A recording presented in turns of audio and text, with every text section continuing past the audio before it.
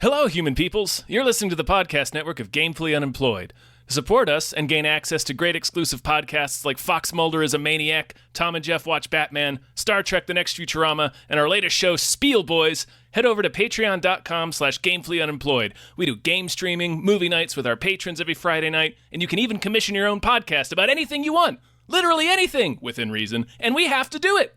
You are quite frankly out of excuses not to go visit patreon.com/gamefullyunemployed. That's patreon.com/GAMEFULLY unemployed, which is spelled like it sounds. Who the hell am I?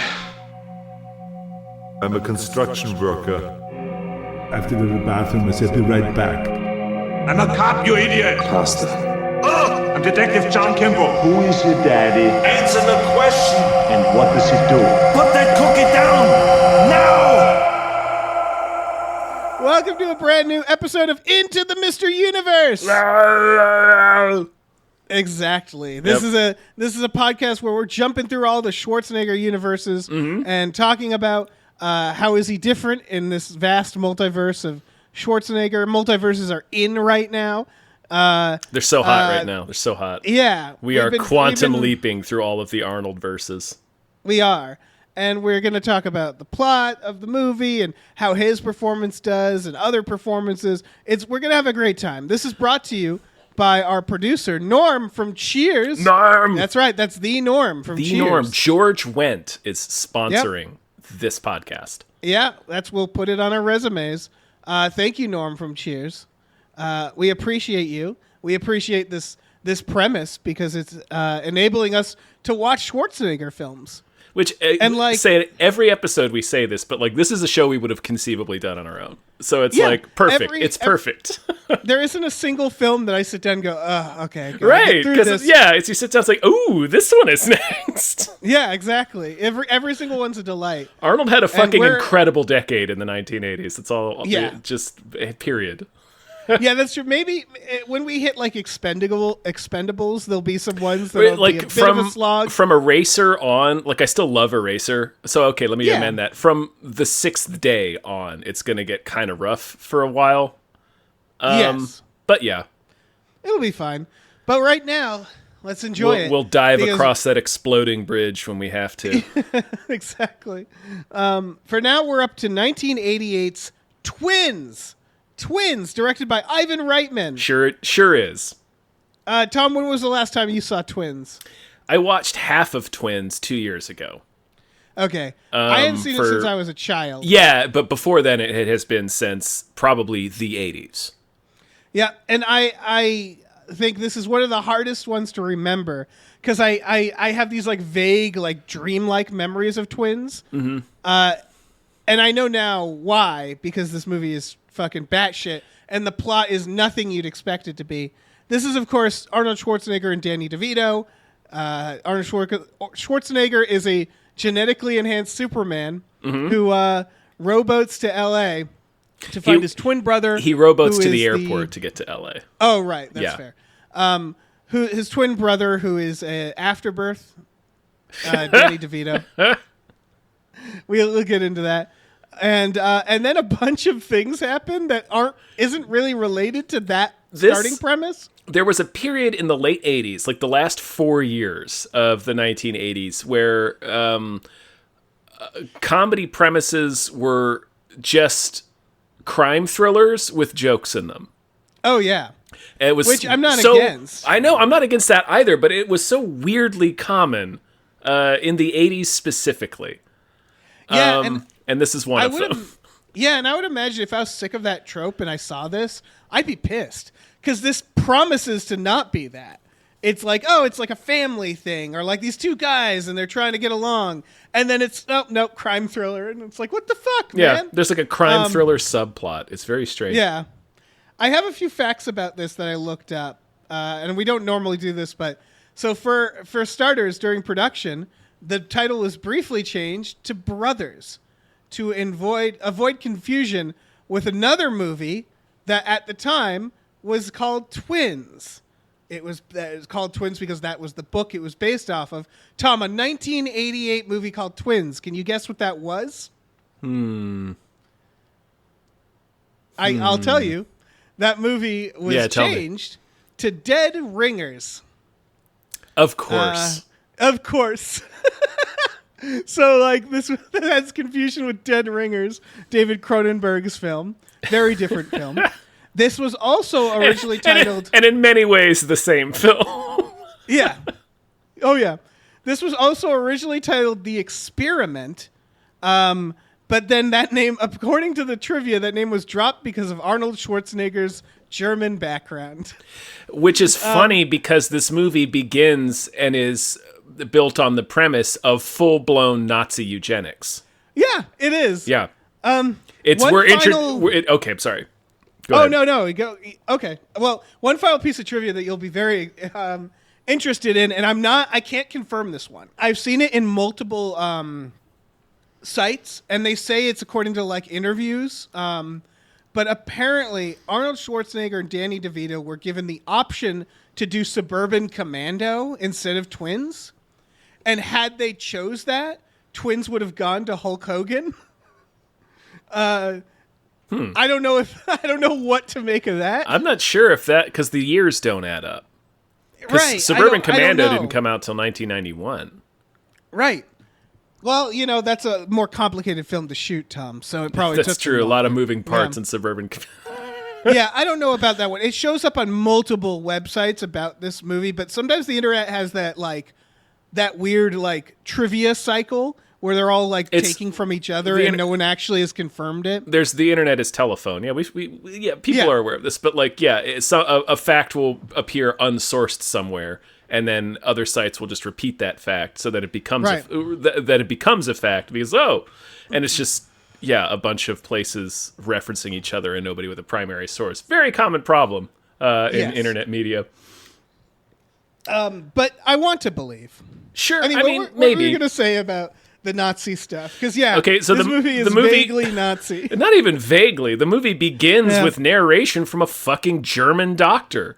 You're right. That's Talking Nazi, about isn't it? yes, talking about gave him the how benefit of the doubt. no, it begins with a thick ass German accent explaining to us this experiment to create the perfect human by combining the genetics of 6 of the most pristine genetic examples of human beings in the world, like these men who are physicists, who are athletes, brilliant poets, expert strategists. It's eugenics. And it's all being explained to us by a guy with a thick German accent. And the product of this eugenics is Arnold Schwarzenegger.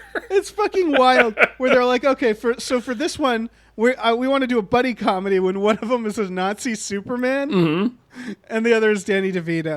Yeah, it's immediately unhinged. We're in the plot now. Yeah, it's so elaborate, and there's so much front loading. Yeah, of information. It's dizzying. And then the Nazi Superman, Arnold Schwarzenegger.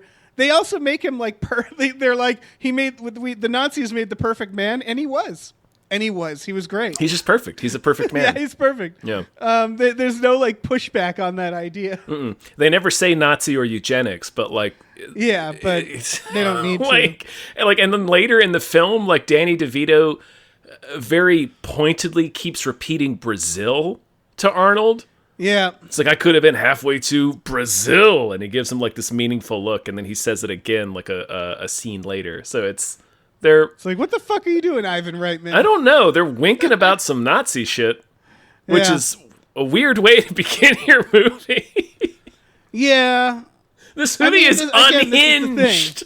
This is the thing. It's comedies at this time. You watch Back to the Future, you watch Ghostbusters. There's always these things where you're like, wait, what? Yeah. What the fuck? That it just slipped in. It's interesting. I mean, it's not even about quote unquote wokeness or you can't say things anymore. Mm-hmm. It's more of this is a decision that's just what a weird decision. It's just weird. Yeah. It's there's so many weird things in this movie, and the plot is so meandering and keeps introducing new ideas that are not simple ideas. Yeah. This is a movie that I think they made a million movies like this. We just don't remember. What's that one with the woman with strange luck that we watched? Do you remember that? Oh God. And then they get the guy who Pure has luck. weird luck. Pure luck. Yeah, with Danny Glover and Martin Short.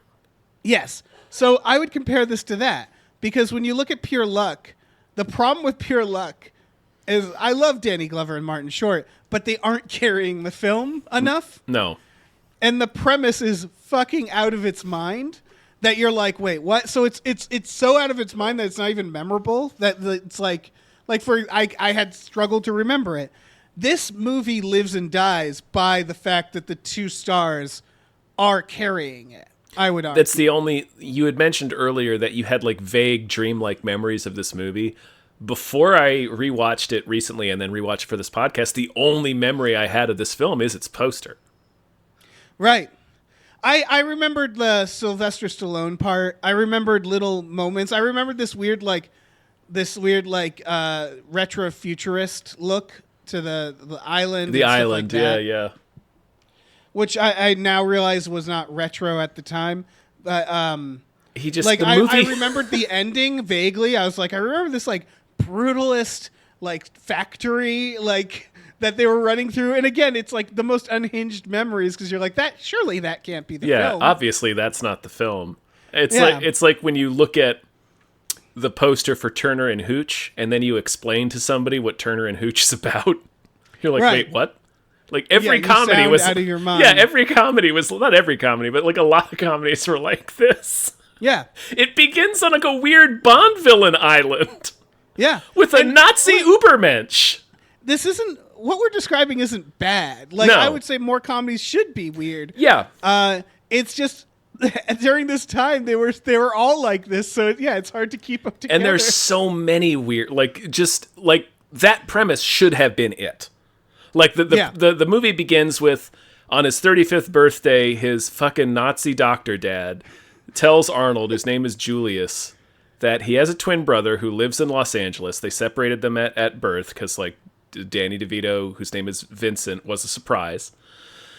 So they sent him to Los Angeles, and Julius gets really excited, and he's like, it's finally time for me to leave the island, so he leaves the island, and it's, we get a couple of cute scenes of where, he's been raised by just old doctors, and everything he knows about the world is stuff he's experienced secondhand, so it's a fish out of water story, and then they have this mismatched buddy cop dynamic, because obviously Danny DeVito and Arnold, the differences between them are visual, like immediate. And then they have, we see Danny DeVito as like this kind of grifter character, and Julius is very earnest and honest and upright and very childlike in a lot of ways. They're like, oh, this is going to be fun. So that's enough. That's a movie right there. That's a premise. But they add Danny DeVito like constantly correcting Arnold Schwarzenegger when he says anti-Semitic stuff. You'd think that'd be in there. Like, I need to stop on the island because it does imply that the Nazi scientist created this Superman and then was like just hung around and didn't know what to do with him, and then just said, "Yeah, you can leave." There's no end game. Like, it's unclear what the purpose of this was. Well, it feels like they were doing Nazi stuff, and then suddenly they're like, "Okay, we got to keep it real on the DL." Yeah, the Nazi stuff to the point that they clearly didn't teach Arnold any Nazi stuff because he's such a nice, pure soul. Mm-hmm. So it's like retired. It's weird because it doesn't. Again, it's Nazi Superman. But it's not like saying, and this is bad. Right, it's just like... it's fine. They just created him, and he lives on this weird island utopia with these doctors just because. There's like, they never identify a reason for why they did go this. Back, and the doctors are just like, yeah, you can leave. That was always an option. Right, yeah, so he's just living there. That's it. Yeah. But yeah, so that like he's almost is a movie. He's almost middle-aged. Right. Like it's ridiculous. Yeah, this what was the goal here? I don't know. I think I really feel like it's one of those things where the program was shut down and then they're like, well, we're just going to live here. Like I don't want to go anywhere else. It's like the TNG episode where Worf finds out that his dad might be a prisoner for Romulans. Yeah, and sure. he goes there, and it turns out that it's a prison camp that after the war, nobody wanted to go home, and they all just hang out. It's that. Where it's like, it feels like the experiment is over, and then they're like, what do we do? And it's like, well, we could kill him and burn everything. Or, you know what, this island's pretty sweet, so let's all just live here. Yeah. Like, that's what it feels like. Let's build a bunch of geodesic domes on this island. Yeah. Fuck it. But, yeah, that could have been, it could have been Crocodile Dundee, you know? It could have been Danny DeVito teaching him the way, and then we learn that Danny DeVito is a scumbag through and through. He's a real Frank. I said that aloud, like in the scene where it's a funny scene. Well, it's a good gag. Yeah. Where it begins with him like getting thrown out of a store on Hollywood Boulevard with this giant cardboard box, and he's like, he says something to the effect of, "What do you mean? Are you trying to lowball me? These are quality socks." Yeah. So I said aloud to the empty room, "Oh, this is just Frank Reynolds." It is. It really is. Because he's just a grifter, and he just like every parking ticket he gets, and he gets a lot, he just tosses on the ground. Like, he's a man. What I love about him is that he's the, like, they allude to this later, is that like he's not just a grifter, he's bad at it. So like he's just his own worst enemy is the idea. Like, he's just constantly. Like, it's just like, pay the parking tickets, man. But instead he has to get arrested because he didn't pay any parking tickets. Yeah. Little things like that. And then he doesn't learn from his mistakes. He's just a bad grifter. And Tom, he fucks. He does fuck. Women cannot get enough of Danny DeVito in this universe, and I adore it. I love this era of Danny DeVito. Young Danny DeVito. With his ponytail. 'Cause he fucks. Yeah, he does. Like, and that's the thing. Like, I don't disbelieve it. Like, I'm like, sure. No. No, he chows down on the puss. Yeah, man. That's what he does. He's breaking backs all across Los Angeles. Absolutely. He's juggling women in this. He is. Yeah. And so the idea is, he gets arrested because of his outstanding parking tickets. Schwarzenegger bails him out, and then he keeps, at first it's like another grift where he's just trying to get money and protection from Schwarzenegger. Right, and of course he also, of course, doesn't believe that Arnold is really his brother. He's like, yeah, sure, okay. Right. I'll just ride this for as long as I can grift you, yeah. Right, and so then we learn that he's a car thief along with being a grifter. And this is where the movie just adds another movie, because he steals a car that was specifically left in a garage by criminals. And David Caruso, the parking garage attendant who works for Danny DeVito, calls him and he's like, I got another good one. And Danny DeVito steals the car that turns out that it has something extremely valuable in the back, and a hitman starts chasing him. And he also takes the identity of the driver, who's the hitman, who is to Quado. deliver this thing. It's Quado from Total Recall. Yeah, it's Marshall Bell. Yeah. The military guy that Mulder really wanted to be friends with. Yes. In Fallen Angel. Yeah. What we're going to learn is that the thing in the trunk is a new military style like engine. It's like a fuel injection engine or something. It's like another just layer. Make it gold. Just make it jewels. What are we doing? Well, they did when he opens it and it's like this weird, complicated device. Like, the first thing I thought of was like, oh, it's a nuke. Right. But I mean, it could have been anything. That's not the point. But it's just But why make it complicated? Right? Yeah, adding another layer of how it's like this new, exciting, clean energy technology. So it's like this whole other layer. So fucking weird. And so this is an entirely different movie all of a sudden. And then another movie creeps in where Arnold Schwarzenegger is like, we should track down our mother. Our mom, yeah. And do a road trip. That's another movie. Just a road trip. And Danny DeVito's like, okay, because it's on the same path as this fucking car thing. Right. He's trunk thing. He has to deliver the car to some guy named, what was his name? Beetroot?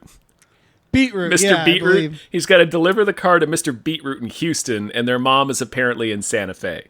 Yeah.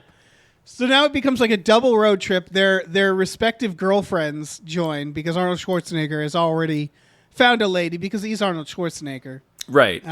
It's basically the first woman he runs into. Yeah, that's 1988 Arnold Schwarzenegger. So yeah, then that's like a whole other thing. There's like a romantic comedy between Danny DeVito and his girlfriend, who is Chloe Webb, Nancy from Sid and Nancy. Yeah. And her sister, who is Kelly Preston. Yeah.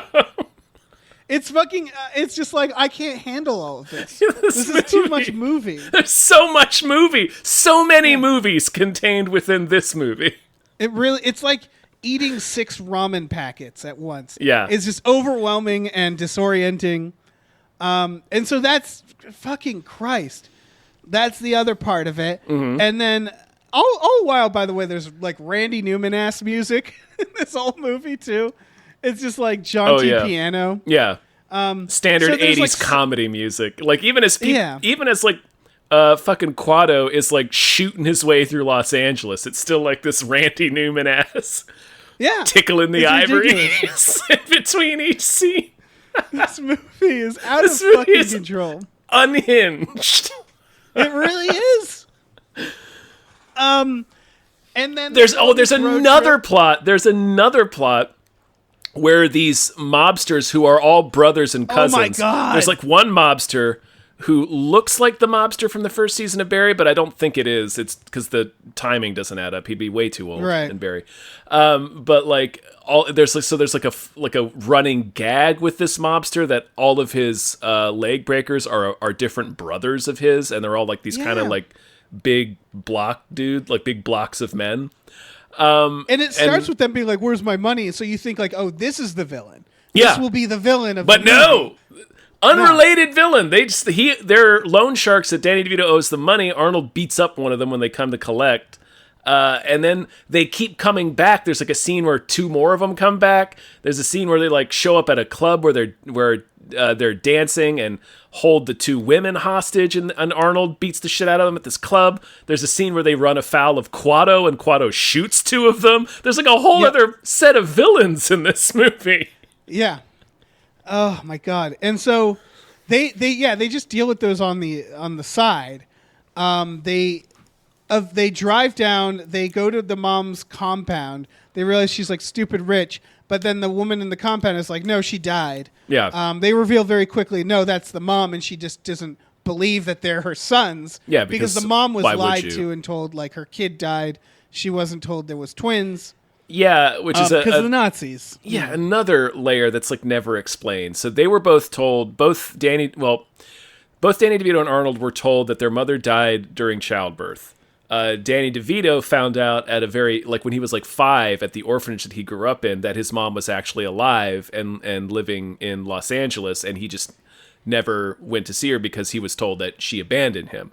But then she was told that she gave birth to 1 kid and then that kid died. So it's like the Nazis are telling 3 different lies to these people. Yeah. It's so weird. For what purpose? Like, what was the point of this experiment? Nazis, you'd think they just kill her or something afterwards. But by the way, I in the introductory montage where we have the German fucking Nazi scientist explaining all this to us, their mom is Heather Graham. Did you notice that? Yes, I noticed that. It's like Heather Graham's first movie, I think. So fucking weird. Yeah, young mom is played by Heather Graham in the opening minutes of this movie. So they're on this road trip. By the way, the prize, Danny DeVito is being offered $5 million. That's what the hitman was offered. Yeah. And then people don't not get murdered over that amount of money. So no, yeah, people get murdered plenty in this. There's so many murders in this film. Caruso. We were talking about this before. David Caruso gets captured by the hitman who kills everybody, and so we don't see him die, but I'm pretty sure he dies. Pretty sure David Caruso is killed in this film. Yeah. Yeah, and then Jesus Christ. So they there's that brief moment where they think they're going to find their mom, and that's like the low point. Danny DeVito ditches them all on the side of the road. Yep. And then his girlfriend is like, explains, because he's keeping all the information from Arnold, and so the girl, because he's too innocent, girlfriend explains it, and he goes using his psychic twin powers, which is just introduced at the end. Do you remember the psychic twin powers, Tom? Because that is in this. They hint at it throughout the film, but it's in like funny, inconsequential ways. Like they'll reach for their. He named his cat Vincent. He named his cat Julius, and they'll reach for their glasses during dinner the same way. They like wash their hands the same way. It's been stuff like that, and then all of a sudden Right. they can read each other's thoughts at the end of the film. One more thing in this film. And Arnold Schwarzenegger uses his mind-reading powers to track down Danny DeVito, who it turns out that the criminals who want the engine are like, well, we don't care who delivers it. Here's your $5 million. And then what's his name? Total Recall. Quato is like he kills the airplane people, and then he's trying to kill Danny DeVito. And he hunts him in this in this factory. Yeah, it's like in this lab. It's like a fuel depot with the huge Yeah. fuel tanks. You guys have seen them. And then Schwarzenegger, I really liked this moment. Schwarzenegger distracts him while Danny DeVito's getting away, and then Danny DeVito hears that it's his brother, and he's just like, fuck. And they for a second, everybody just stops fighting, and he's just like, okay, here's your money. And he's just mad at Schwarzenegger, and he's like, you win. And then Quattro is like, well, I'm still going to kill you. So they drop the longest chain in the world on him. It's very funny. It's very funny. It just keeps falling. Like they pull a lever and this little chain drops and hits him in the head and knocks him out. And then the chain it's like 500 yards of chain falls on him. Yeah, so I do want to talk about the humor of this movie because it's very grounded. It's very of its time. Yeah. Which is like, this used to be what humor was, which is him telling him about nuked food, and Arnold Schwarzenegger just being like, shucks, cute. Just dazzled by microwave eggplant parmesan. Yeah. Yeah, and it's all very human. It's there's nothing outrageous about it. It's not over the top. And then this one moment happens that's ridiculous. And it's it's fun. It's interesting because it's a slow burn comedy. Yeah, it just yeah. And then at the end, they give back the money because Schwarzenegger is good. There's this whole subplot where they meet one of the Nazi scientists who, to his face, calls him and Danny DeVito all the bad things and this slop of afterbirth evil. Yeah. And so there's an element of Schwarzenegger is making him good. They return the money. They start their own business. They subtly reveal, Arnold Schwarzenegger says, what, didn't it feel good to return that $4 million? Yeah. So we realize, Danny DeVito took $1 million. He stole $1 million, of course. And then they go to the carousel from Face Off, and they have babies. They sure do. Well, their mom shows up first, and right. Yeah, their mom shows up, and it's like, sorry, I lied. I thought you were scammers. I'm your mom. And there's a happy reunion. And then, they go to the Face Off carousel where they each have sets of twins with their respective squeezes. Yeah, and then they will find out that Eddie Murphy is their third twin. Apparently, eventually. Yeah. I mean, why not? Sure. Tom, I wanna point something out to you that maybe it's already evident. I don't know. Mm-hmm. It clicked in me. So this is a story starring Arnold Schwarzenegger as a relentless Superman, he's superhuman almost. Yes. Muscle guy who's never been to civilization, coming to civilization, meeting a weird tiny grifter man, and proceeding to beat a bunch of people up while maintaining an innocence. Mm-hmm. What does that sound like to you? I don't know. The Iron Giant? It sounds like Hercules in New York. Oh, Does it is. not? It does, yeah. This is Hercules in New York. It really is, yeah. Yeah. It's just they did a better version. Yeah, Arnold is much more adorable and charismatic in this film. This movie... Yeah, he's not an asshole. He's not Hercules a dickhead, is an asshole. Yeah, Hercules is a real prick. My God. Yeah, so should we move on to the technically not Arnold? Technically not Arnold. This is interesting because this movie, as we've said, is out of its gourd. And as such, it's kind of forgettable as a film. But I think this performance is one of the most important performances of Arnold's career at this point. So a little trivia here, because this is from an interview with Schwarzenegger. This was, of course, his first time in a comedy. Yes. If you don't count Hercules. If you don't count Hercules, yeah. It's his first comedy. The studio saw it as a significant risk because they're like, we'd rather have you do an action film. So Schwarzenegger took zero salary in exchange for a share in the film's profits. Danny DeVito and Ivan Reitman made similar deals. I think just again because the studio was like, we're not sure about this. They made a shit ton of money thanks to that decision.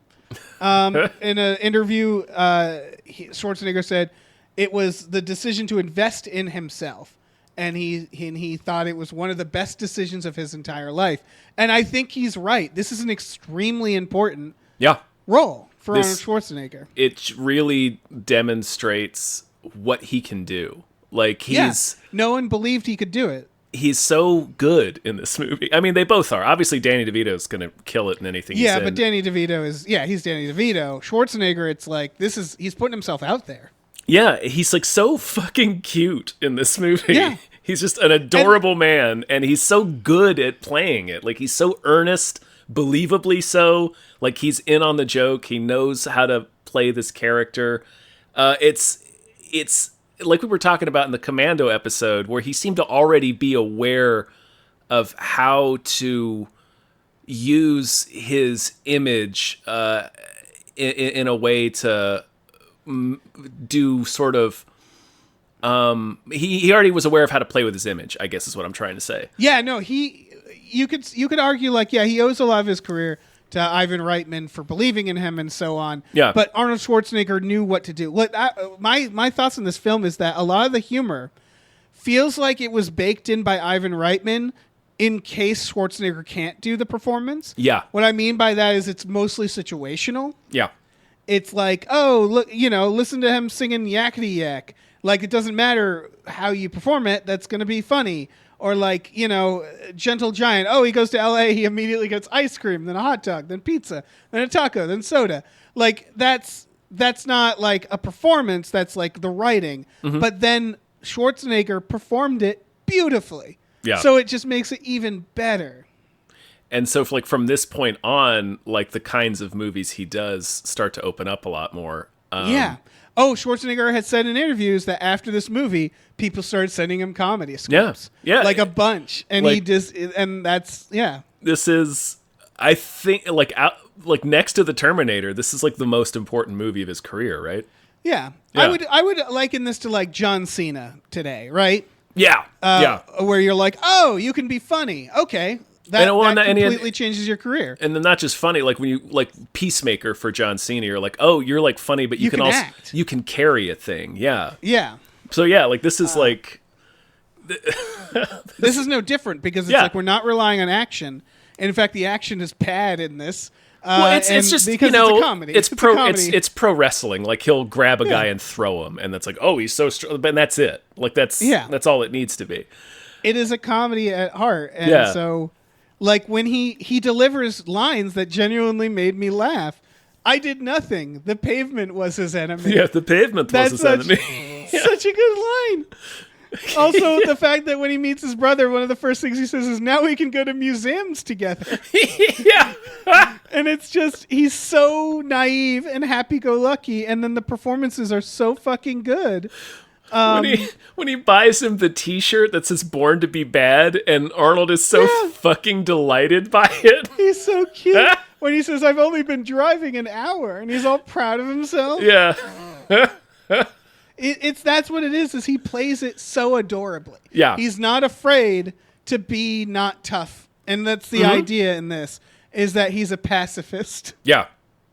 And it really is unlike anything he's done. Yeah. It's closest to Hercules in New York, but that movie obviously is not this. Yeah. This is... He's also blonde. Yeah? I mean, he normally is, I think. No, he dyed his hair. Oh, really? Okay. Yeah. Yeah, I think this character, in terms of technically not Arnold, is... pretty significant. Yeah, like this is like very identifiably different from a lot of the characters he's played up to this point. This is this is one of my favorite Arnold performances. It really is. The movie is fine. The movie's fine, but he's fucking great in this movie. And it really can't be understated that this is a pivotal moment. Yeah. Like this is Back to the Future, like punching Biff, where it's like this will change his life. This movie, Yeah. this decision, it makes sense why he says, I consider this the best decision of my career, because it absolutely is. Yeah, he would have had a completely different career. Yeah, you can look at his filmography and just before this movie and then after this movie, and it becomes like we've already talked about how his filmography before this was really interesting and unique because it's really not as many straightforward action movies as you might think. It's a lot of weird shit. Yeah. And then from this point on, it opens up even more into like more comedies. He does, It almost gets more normal after this, because suddenly the mainstream is like, oh, welcome. Right, he suddenly becomes more of like a Denzel Washington or somebody who's not pigeonholed into any particular genre, even though obviously action is still his bread and butter for many more years after this, but like he's able to do a lot of other things, and it was like this movie that sort of demonstrated that he could do that.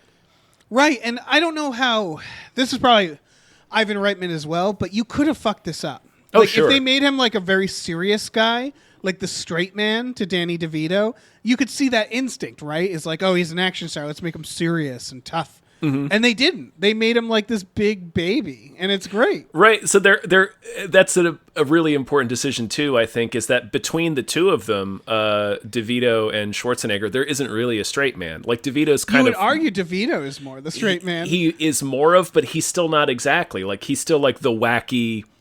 Like you could see them doing a version. Grump. He's a little grumpy. Yeah. So like, yeah. You could very easily see them doing a version of this movie where he's just where it's more like Hercules in New York, like you were saying earlier. Where he is still, DeVito's still the same character, but he's really relying on having this like, well, I've got this huge bodyguard now so I can get away with more. And Arnold just kind of being like this stiff Terminator type lump, you know. Right, but I do think that's on Ivan Reitman for letting Arnold Schwarzenegger do his thing, for taking that risk on him, you know? Mm-hmm. Yeah. I assume there were screen tests and stuff. Like I saw a trivia about that where they were talking about how they were really scared about this movie, and then the moment they were watching dailies and everybody in the room was laughing, they were like, "Oh, okay, we got a comedy. It's a comedy," you know. And of course, some of the comedy is dated because a lot of the comedy hinges on he's a big guy, he's a little guy. Not as much of it as I would have expected, but yeah. Yeah. Like most of the comedy comes from Arnold being a little goof. Like he's dressed like a kid who just took things out of his dad's closet. Like he shows up in LA in a blazer and shorts and then socks with sandals, I think. Yeah, he looks like a jackass. He looks like a fucking idiot. But it's so great. It's great. Do you want to talk about Definitely not Arnold? Sure. Not Arnold. Yeah, these are the best side characters.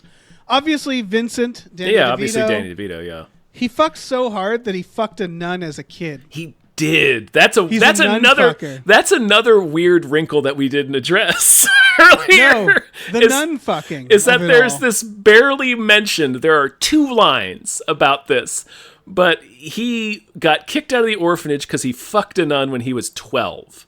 Which really means the nun, an adult woman, fucked a 12-year-old boy. He got raped by a nun. He got raped by a nun, so the nun left the order and he got kicked out of the orphanage. But there is 2 sentences in this film devoted to this subplot. Right, because this is the 80s. They're like, he fucked the nun because he's so cool. Yeah, I'm like, exactly. I disagree. I disagree with that interpretation of the events. I think Danny DeVito is suffering from some trauma. And it's shaped the way there's like piles and piles of trauma that they just sort of, which some of it's handled well in a subtle way because we sort of get, we understand as the movie progresses and we learn more about what his understanding of his situation is. It's like, oh, he's bitter. He thinks the world didn't want him. He thinks the world discarded him. So that's why he's the way he is. Right. But and what we learn is that he's kind of right. Yeah. Like that's the thing is the idea is like, Schwarzenegger has this magical view of our mother and stuff, and Danny DeVito's character is like, that's what all the orphans think. You were just thrown away. You were inconvenienced. And then he's like a shitty guy. And then there's a part where he's faced with this scientist being like, yeah, we didn't want you. You were all the bad parts of our experiment. You are destined to be a piece of shit. And like it's actually fairly complex as a character because it's Danny DeVito basically saying like no, like he has to face the idea of like no, I'm not a piece of shit. I can hold this baby. Yeah. I used to be a piece of shit. Yeah. No, that is kind of the ending. Yeah, pretty much. Yeah, pretty much. Yeah. But it's so weird that they just throw that away with 2 lines. Yeah, the nun fucking is unnecessary. It's so strange. Like we didn't need that can have development. The other stuff. Yeah. I love. Yeah. So there's that character. Yeah, and he's doing great. He has like a fancy crime building that he like his office is in. Mm-hmm. It's really funny to me. He's like high end scumbag. I couldn't tell, but yeah, he's obviously a character in it. And Danny DeVito he's Danny DeVito. Yeah, he's great. Yeah, he's always great. Happy Gilmore's mom shows up as the nun. Yeah, she's not the nun, but she's like not the fuck nun. I think she's like the nun in charge of the orphanage. Right. Then we have crime girlfriend. Yeah. Nancy, Chloe Webb. Nancy.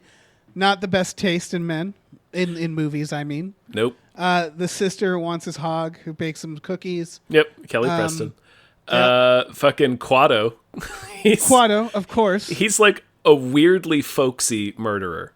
It's very funny. I wrote folksy assassin. Yeah. And Arnold must have saw this film and he was like, I got a great role for you. Yeah. I don't know how it works out, but he's either. Immediately in Total Recall after this. Mm-hmm. He's fucking terrifying as always. Yeah. He's doing great. And it's from that area. It reminds me of the villain in Cuffs where they're like, have a quirk. Be quirky. Yeah. In some way. And so he's just like weird and quirky bad guy. Yeah. We have the Hawaiian shirt bad guys, which we learn later why they're in Hawaiian shirts. But at the time I was like, oh, this is awesome. Look at these motherfuckers. They're just 2 nerds stealing technology and wearing Hawaiian shirts to trick David Caruso. Yep. Into thinking they're tourists. And yes, we must talk about David Caruso. Yeah, when I saw Al, I was like, surely that's not David Caruso, right? Why would that be David Caruso? And Googled it like, oh, I'll be. It is absolutely David Caruso. Yeah. Another side character, the thug, the brother who tries to attack him with a fire axe. I was like, Jesus Christ. I mean, I get it. Like, yeah, Schwarzenegger is getting the best of him. He's getting his ass beat by a man in cargo shorts. So go for the fire axe. Yep. Shout out to when Schwarzenegger puts his car on 2 wheels and turns into a different person. Oh, yeah. It's just visibly a different person. Yeah. Another side character I want to point out is that scientist who sees Danny DeVito and this big guy come in and tells them that he's like afterbirth shit. And it's like, why would you do that in this moment? Right. After he just kicked down your door. Exactly. Like after they initially go in, and they've been warned ahead of time that this guy is a dickhead. And Arnold has a fun moment where it's like, I don't know what that means, but I think I do. So they go into his office and he's like, you're going to tell me about our mother. And he's like, I don't know what you're talking about. Get out of here. And then in the hallway, he's like, he's lying. Like he actually gets mad for the first time and goes back and kicks the door so hard that it flies off of its hinges forward into the room like a cannonball. And then storms in there and rips out this photo and it's like, that's you in this photo. You know who our mother is. So like that interaction has already occurred when he's down in his secret Nazi basement telling him, you're the shitty afterbirth. I was like, no, maybe he's going to front kick you like he front kicked that door. I don't know. Chill out maybe. But then again, we know that his defining characteristic is he's a dickhead. He's a dickhead. He comes back later in the movie to get punched in the face by their mom. That's true. The final background character I have is that entire bar of people who cheer after 3 guys get wasted and they have no context for it. It's my favorite thing that happens in movies of this era, which is like someone gets their ass kicked, crowd of strangers goes, yay! Yeah, people just really jazzed to witness a fight in public. Yeah, they just like the violence. That's it I have for side characters. Yeah, Who do you think wins? I feel like Marshall Bell probably I feel like wins. Marshall Bell is the folksy murderer, Yeah. If I feel like we can't pick Danny DeVito because that feels like cheating. He's he's not a side character. They're co-main He's a co-star. characters. Yeah. Yeah. They're two leads in this film.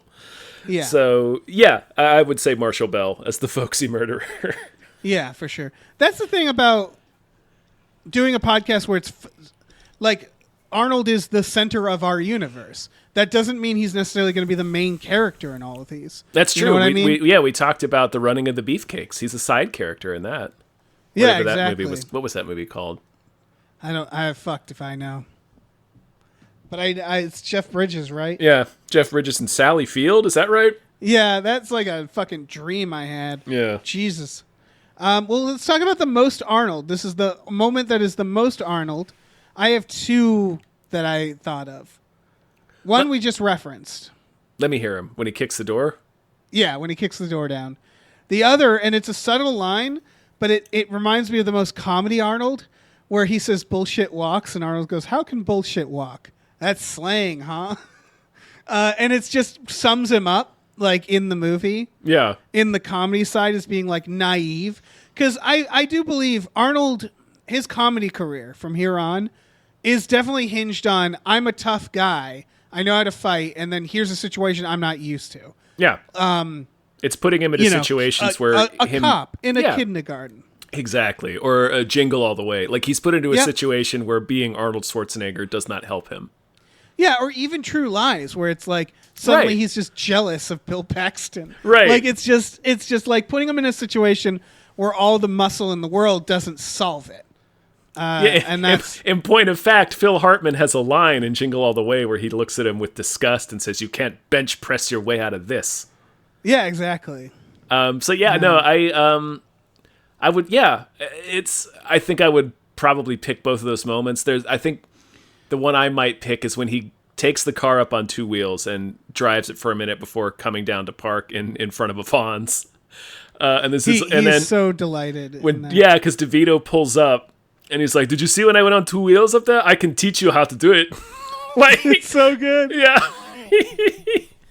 He's adorable. He's so excited. Yeah. Oh fuck! And he just wants to do stuff with Danny DeVito, so we can go to the museum. Yeah, go to the museum. I want to go to the museum with Schwarzenegger. I want to go to the World War II section and be like, "Does this ring a bell to you, you Nazi Superman?" But yeah, it's really weird. It's so fucking strange that's how this movie starts. But yeah, that's my pick is the fair. Convertible on two wheels. Yep. Well, now it's time to rate using our rating system. Tom, what's our rating system? It could, I guess, Hawaiian shirts. Do we want to do Hawaiian shirts? Yeah. Or dead David Caruso's, but dead as David we discussed, Caruso's. we can neither confirm nor deny. No, but we're pretty right. certain David Caruso lies dead in a parking lot attendant's booth somewhere in Los Angeles. Between 3 and 107 Hawaiian shirts, what would you give this? I would probably give it 107 Hawaiian shirts. Me too. I would give it the maximum allowable really agree with Hawaiian that. shirts. I wouldn't go over, but I agree. 107 because it again it's this artifact of the 90s where it's 80s, like 80s. the plot 80s, sorry, where the plot is just out of its fucking mind. And I really truly believe if, for example, Hulk Hogan had done this movie, it would have fallen apart. Yeah. Whereas these people doing it carried the movie so well that it doesn't matter that the movie itself is batshit. And I will forget the plot of this movie again. Oh, yeah. But I won't forget that Arnold Schwarzenegger is a delight in it. Mm-hmm. You know? Yeah. It's just, he's so good. He's so fun in this movie. And it's such an important, like, I don't think we get Last Action Hero without this, right? Like, you don't, there's a lot of movies we don't get. You know, some of them are bad. I can't wait for Last Action Hero. Like Junior, when they reteam, Ivan Reitman, Schwarzenegger, and DeVito reteam for Junior. That's not a good movie. I don't remember if that's a good movie. I feel like it's not a good movie, right? Yeah, I rewatched it recently. It's pretty bad, but we'll probably end up talking about it. But like, we will. yeah, this movie is just, I don't know. I'll give it the maximum allowable amount of Hawaiian shirts because of how delightful Arnold is in it. Yeah. All right. Shit, that's the episode. We did it. We did twins. We have done it, Dave. We have logged twins. Put it in the vat or whatever we're Place a check mark next to twins. doing. Yeah. Norm from Cheers, thank you so much. Thank you. As always, a delight. A delight.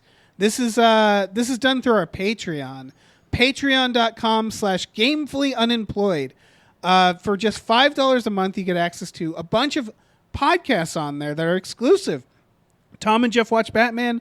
Fox Mulder is a Maniac. Those are both exclusive. We also do stuff with the Small Beans, which is Star Trek The Next Futurama and Spiel Boys. We also watch movies with our patrons every Friday night. And, of course, you can make custom episodes that we will do, such as this one. And so, yeah, check it out. Lots of good stuff on there. Yeah, we also have a store. Head over to gamefullyunemployed.com where you can find a link to our Teespring store, where we have all kinds of cool original artwork and designs you can get on t-shirts, mugs, stickers, posters, all sorts of things. So slap your twin peepers onto that. Right. And thanks for listening to the plugs. I'm guessing like 90% of the people hit stop. Yeah, why would you? When we're like, we have a Patreon. Yeah, no, I'm not blaming those people. However, because I do it all the fucking time. However, if you've listened this far, we very often do more bits. Yeah, exactly. Maybe not this time, but sometimes. Yeah, and we reveal things about ourselves. For example, I'm afraid of commitment. Mm-hmm. You know, it really, it freaks me out. Yeah, I am afraid. And so I sabotage myself. And I'm afraid of Dave's commitment. Yeah. Yeah. Yeah, because when I'm committed, it's fucked up. You're like Marshall Bell in the movie Twins. Exactly. I'm a real maniac. Just a real folksy murderer. Yeah, I should be afraid of commitment. All right. Bye. Bye. Australia.